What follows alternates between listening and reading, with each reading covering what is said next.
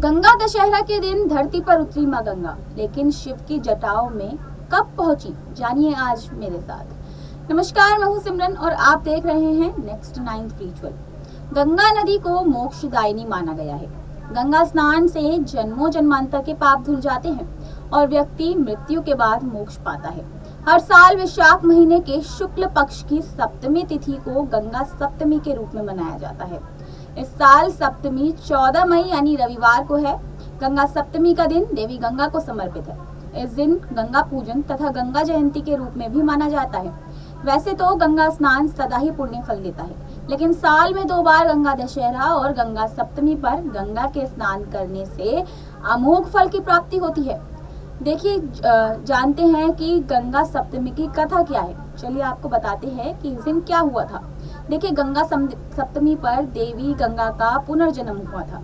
गंगा सप्तमी पर्व के लिए कथा है कि महर्षि जहन तपस्या कर रहे थे।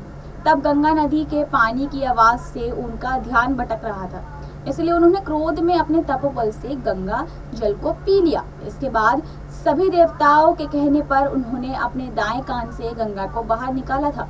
इसीलिए यह गंगा प्राकट्य का दिन भी माना जाता है। हिंदू धर्म ग्रंथों के अनुसार देवी गंगा का प्रवाह इतना तीव्र और शक्तिशाली था कि उसके कारण समूची पृथ्वी का संतुलन बिगड़ गया था। यही वजह है कि देवी गंगा के वेग को नियंत्रित करने के लिए शिव जी ने उन्हें अपनी जटाओं में स्थान दिया था।